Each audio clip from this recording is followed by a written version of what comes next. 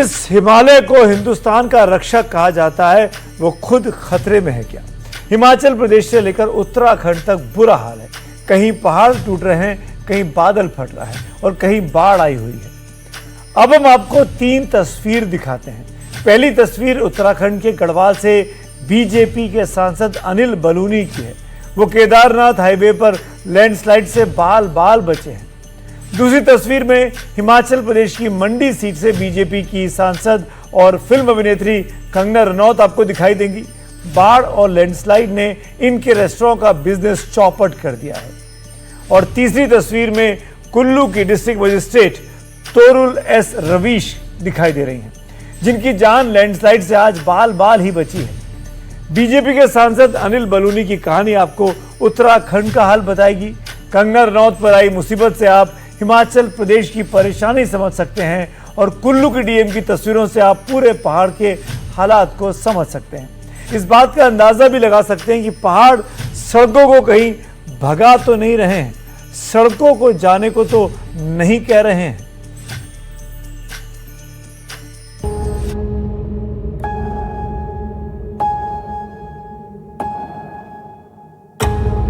उत्तराखंड और हिमाचल प्रदेश के पहाड़ों का मंजर इन दिनों इतना डरावना क्यों है?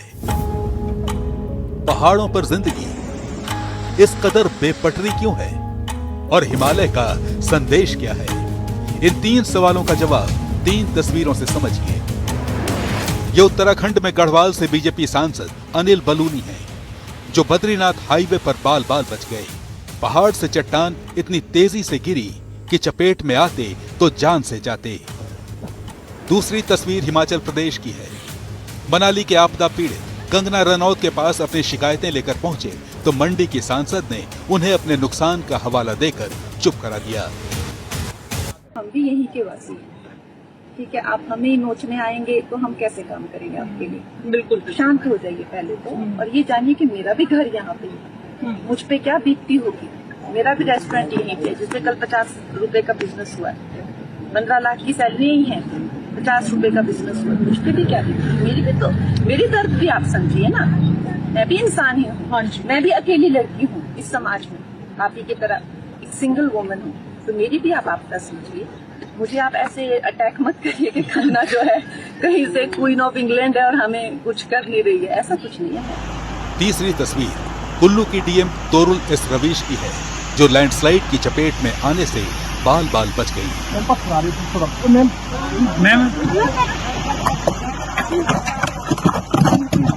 ये 3 ताजा तस्वीरें हिमाचल प्रदेश और उत्तराखंड पर टूटी तबाही की बानगी भर हैं, क्योंकि तबाही का असली रंग और भी डरावना है। टूटे घरों के बीच से गुजरते पानी का उफान देखिए। बहाव अपनी दिशा बदलता है और सब कुछ एक झटके में तहस नहस। ये तस्वीरें चमोली के नंदानगर की हैं, जहां बादल फटा तो 2 गांव कुंतरी और धुरमा सैलाब की चपेट में आ गए। हिमाचल प्रदेश का हाल भी कम बुरा नहीं है।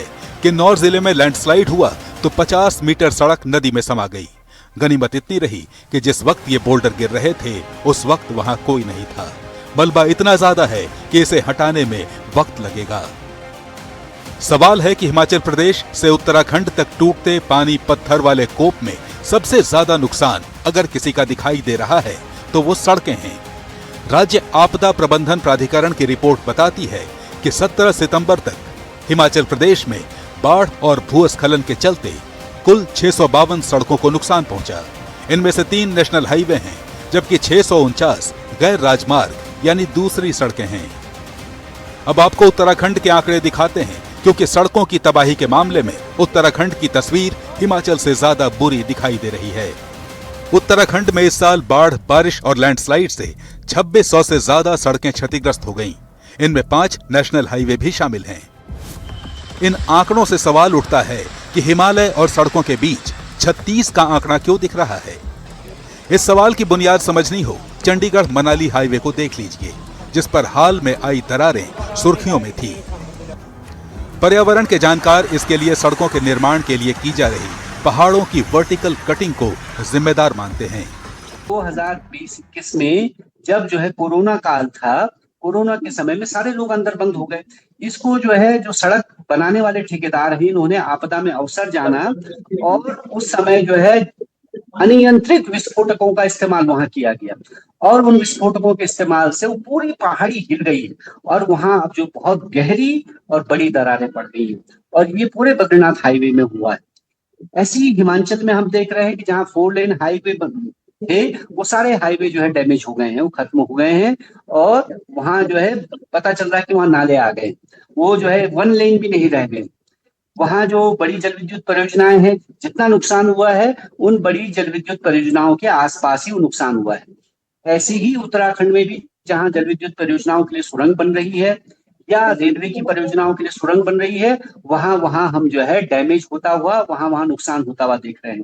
सुरंग जहां से गुजर रही है वो श्रीनगर में देखिए आप, तो घरों में दरारें पड़ गई हैं, जोशीमठ में ये हुआ है और ऋषिकेश और इसके श्रीनगर के बीच में जहां जहां रेलवे की सुरंग बनी है, वहां वहां गांवों में, वहां लोगों के घरों में दरारें आई। तो इंसान जिन सड़कों को विकास समझ रहा है, उसी का सिरा पकड़कर हिमालय कहीं विनाश की भूमिका तो नहीं लिख रहा। उत्तराखंड और हिमाचल प्रदेश में बाढ़, बारिश और लैंडस्लाइड से हुए नुकसान को सरकार कुदरती आपदा कहती है, लेकिन स्थानीय लोग हों, पर्यावरण के लिए संघर्ष करने वाले इसे पहाड़ों में हो रहे निर्माण से जोड़ते हैं।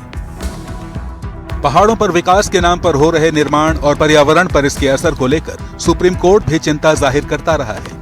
इसी साल 28 जुलाई को सुप्रीम कोर्ट ने अनियंत्रित विकास और पर्यावरण को नुकसान पहुंचाने वाली गतिविधियों का हवाला देते हुए हिमाचल प्रदेश को लेकर बड़ी टिप्पणी की थी।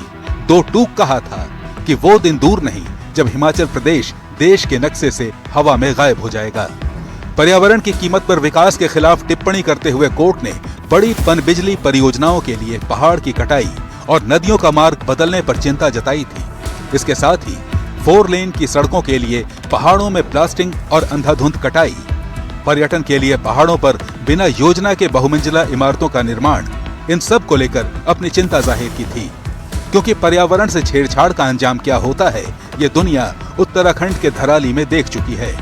इसके बाद से ही केंद्र सरकार सतर्क है और हिमालय रेंज के निर्माणाधीन विकास परियोजनाओं की सुरक्षा को लेकर फिर से विचार भी कर रही है। जो परियोजनाएं पूरी हो चुकी हैं, उनके भी रिव्यू की तैयारी चल रही है।